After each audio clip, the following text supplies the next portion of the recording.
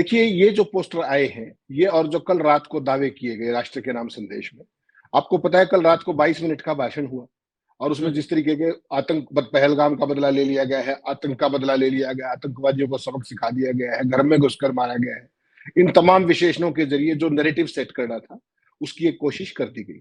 उसके बावजूद जो ये आपने पोस्टर दिखाया, ये मैं आपको बता दूं, ये कौन आतंकवादी है? ये वही तीनों आतंकवादी हैं जिनके नाम बेसिकली क्या है कि 20 लाख रुपए हर एक का इनाम रखा है और ये तीनों के तीनों पाकिस्तानी।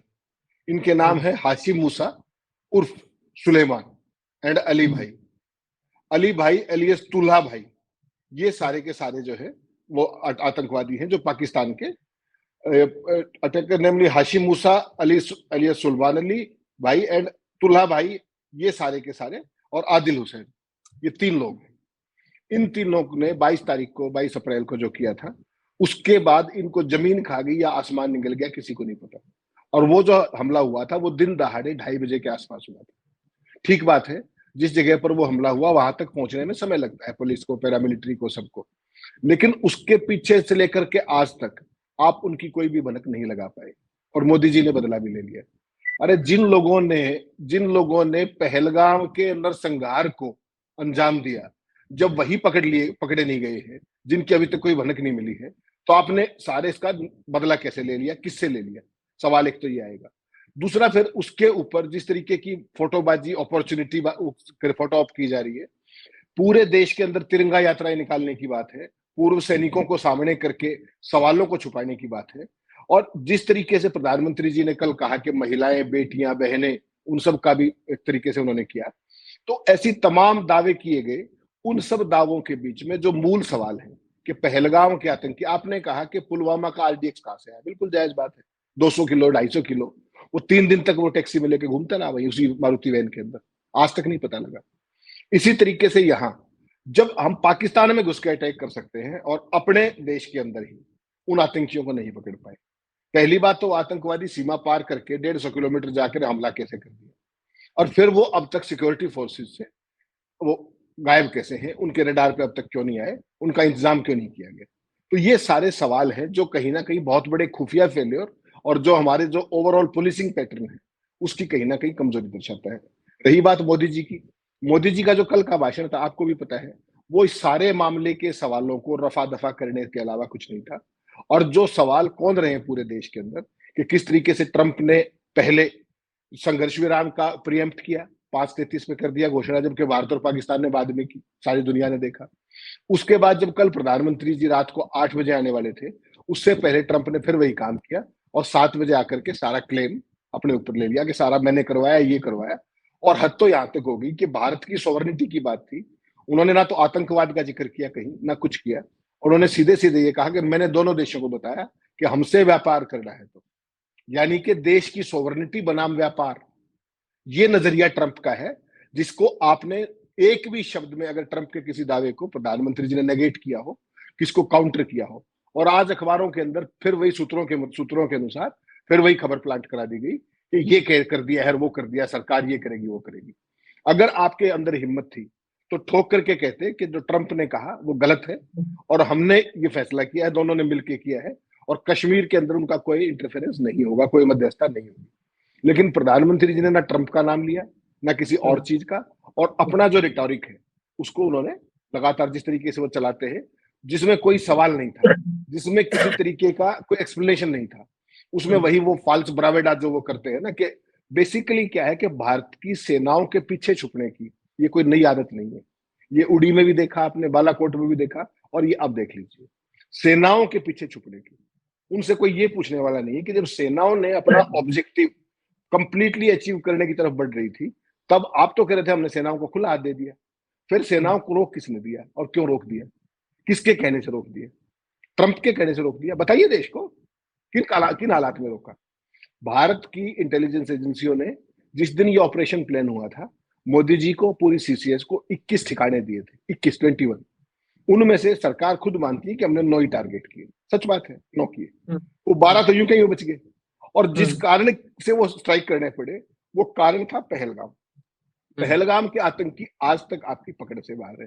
फिर आपने किस चीज का बदला ले लिया आपने? तो ये देश को बेसिकली जो जिस काम का चैंपियन है ना, आरएसएस का पूरा सिस्टम, बीजेपी का पूरा सिस्टम, और उसको लीड करते हैं माननीय मोदी जी। उस सारे के अंदर ये चीज अब साबित हो गई कि सवाल पे मत जाइए, कोई सवाल नहीं करना, सेनाओं के पीछे छिपिए, और जो ये तिरंगा यात्रा प्लान की है आज से ही शुरू कर दी, क्योंकि पता है देश के अंदर कहीं कोई सेलिब्रेशन नहीं हुआ और नहीं हुआ।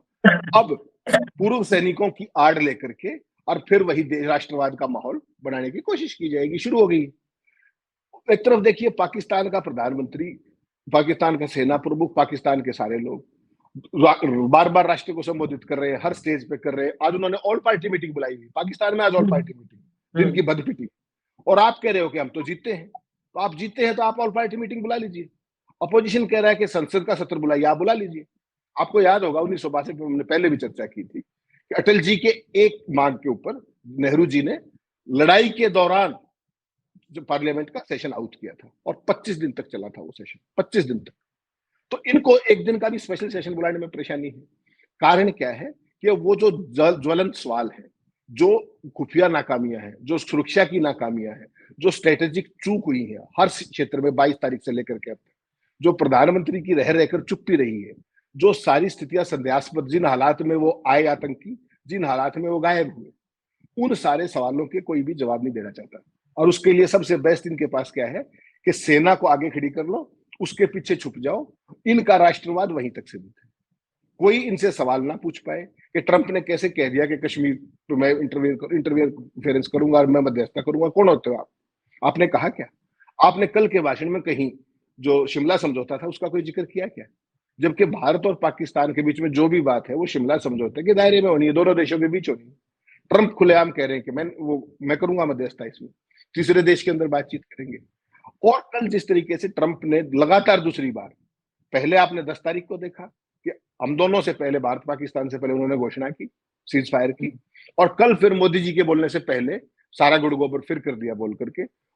अगर प्रधानमंत्री की जगह कोई और होता है, कोई भी व्यक्ति, अपने भाषण को चाहे 1 घंटा लेट कराता, लेकिन जो कुछ ट्रंप ने कहा उसको नेगेट करना चाहिए था, अगर वास्तव में वो देशभक्त थे, और बताना चाहिए था कि हमारी जो विदेश नीति है, हमारी विदेश नीति एक संप्रभु राष्ट्र की है, हम किसी के मातहत काम नहीं करते।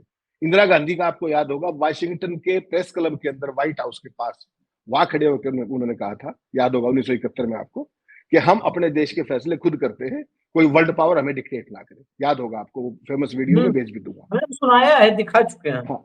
तो उस सारी स्थिति के बावजूद भी मोदी जी 56 इंची फलाना, हम ये कर देंगे, हम वो कर देंगे। जो मूल सवाल है कि एकाएक सीज फायर कैसे हुआ जब भारत का इतना अपर था, हमारे को एज था। दूसरा, मैं तो सिर्फ और कुछ नहीं कह रहा, मैं केवल ये कह रहा हूं कि अगर प्रधानमंत्री जी ने फतेह हासिल कर ली थी और ये भारत और पाकिस्तान के बीच में डील हुई है, तो वो ज्यादा नहीं, पीओके तो छोड़ दो, पीओके तो मिलना इतना आसान नहीं है। वो ये तो कह सकते थे ना, मौलाना मसूद अजहर और जो ये तीनों आतंकवादी पहलगाम के हैं, इनको हमें सौंपोगे तो हम सीज फायर करेंगे। इतना तो कर ही सकते थे मोदी, अगर वो किसी बार्गेनिंग कैपेसिटी में नहीं थे। और अगर उन्होंने नहीं किया, तो ये सवाल क्यों नहीं किया, ये मैं देश के नागरिकों पे और अपने दर्शक, सुबुद्धि दर्शकों पर छोड़ता हूं कि उन्होंने ये क्यों नहीं किया, और ये करना चाहिए था या नहीं किया, नहीं करना चाहिए था। सारे के सारे ऑपरेशन में जो सेना की सफलता थी, जो जबरदस्त उन्होंने काम किया था, उसको नेगेट करने का काम और ट्रंप को अपने यहां स्पेस देने का काम, और पूरी दुनिया में ये दिखाने का कि हम, अमेरिका हमारी विदेश नीति तय करता है, हमारा अमेरिका ही हमारी ट्रेड नीति तय करता है। ये सारा काम अब इतिहास की बात हो गई है, और ट्रंप ने रह रह करके इस्टेब्लिश कर दिया। और आप किसी भी स्टेज के ऊपर, ना तो ट्रेड वार को लेकर के, टैरिफ रेट्स को लेकर के जो भी हमारा म्यूचुअल है, और ना ही इस मामले में एक शब्द भी ट्रंप के बारे में नहीं बोल पाए। इससे साफ होता है कि आप किस दबाव में हैं, किन दबाव में हैं, क्यों हैं, और कौन सा व्यापार है जिसकी आड़ में लेकर के उन्होंने ये जबरदस्ती सीज फायर कराया। ट्रंप कह रहे हैं ना कि मैंने दोनों को धमकी दी एक तरीके से कि हमारे साथ व्यापार करना है तो सीज फायर करो। तो हमारे लिए देश की संप्रभुता जरूरी है कि व्यापार जरूरी है, और व्यापार किस व्यापारी का जरूरी है, कौन व्यापारी वहां फंसा हुआ है, बहुत सारे सवाल हैं। लेकिन मैं वो सारे दर्शकों पर छोड़ता हूं, दर्शक खुद विचार करें कि क्या चीजें हैं। और देश, जिस देश को जो पूरी दुनिया के गुट निरपेक्ष आंदोलन को लीड करता था, आज वो कहाँ ला करके खड़ा कर दिया है। और ये आज भी 56 इंची सीने की वो करते फिर रहे मुनादी। आज सुबह सुबह आपको पता है, पहुंच गए सुबह 7 बजे दिल्ली से चल करके, और जालंधर में जो आदमपुर एयरपोर्ट है वहां जाके खड़े हो गए। क्यों? पिक्चर तैयार करनी है आगे चुनाव की। 22 तारीख से लेकर के जब सऊदी अरब छोड़ के आए थे यात्रा बीच में, तब वो श्रीनगर नहीं गए। जो नरसंहार के वो थे शिकार लोग, उनको श्रद्धांजलि देने नहीं गए मोदी जी। वो एयरपोर्ट पे मीटिंग करके घर पे मीटिंग करने लगे, कभी कहीं नहीं दिखाई दिए। और गए तो कहां, मधुबनी में प्रचार करने के लिए। मधुबनी में अंग्रेजी में वार्निंग दे रहे थे, और वो जब अंग्रेजी में जो दी गई वार्निंग थी उसको सफल होने का समय आया, तब एकाएक ट्रंप के हस्तक्षेप से बकौल ट्रंप सीज फायर कर दिया। पूरे देश को कल कहा कि हमने पहलगाम का बदला ले लिया। और जम्मू कश्मीर पुलिस का ये पोस्टर जो आपने दिखाया, ये उनके दावे को मुंह चिढ़ा रहा है कि इतने दिन के बाद भी वो तीनों का आज तक अता पता नहीं है। मोदी कह रहे हैं हमने आतंक को तहस नहस कर दिया। ये दावे हैं, और देश के लोगों को ये समझना चाहिए कि किस तरह की सरकार है जो मुद्दों से, जो सवालों से भटका करके अपने राजनीतिक हित किस रूप में साधती है। जो लोग शहीद हुए हैं, या तो पहलगाम में, और या उसके बाद इस जो पाकिस्तान के साथ हमारा जो भी ये हुआ संघर्ष, उनकी तो अभी 13वीं भी नहीं हुई, उनका शोक भी खत्म नहीं हुआ। और मोदी जी सुबह सुबह इवेंट क्रिएट करने पहुंच गए आदमपुर एयरबेस। ये वही आदमपुर एयरबेस है जिसमें पाकिस्तानी सेना ने दावा किया था कि हमने नुकसान कर दिया काफी। ये देखिए आज सुबह सुबह पहुंच गए मोदी, सुबह सुबह वहां गए, बाकायदा प्रॉपर फोटो ऑप्टिक्स की, जवानों के अधिकारियों के बीच में खड़े होकर फोटो खिंचवाए। शुक्र ये है कि आज फौजी की वर्दी पूरी पहन के नहीं गए, नहीं तो उनको उसका भी बड़ा शौक है, फौज की वर्दी पहन के यहाँ चेस्ट पे नरेंद्र मोदी की नेम प्लेट लगा करके उसको, क्योंकि उससे राष्ट्रवाद और ज्यादा प्रबल होता है। केवल आज वो नहीं किया, बाकी कोई कमी हो तो बताइए। इलेक्शन के लिए मटेरियल तैयार कर लिया गया है, प्रचार सामग्री तैयार हो रही है बिहार, बंगाल और बाकी स्टेट हम्म।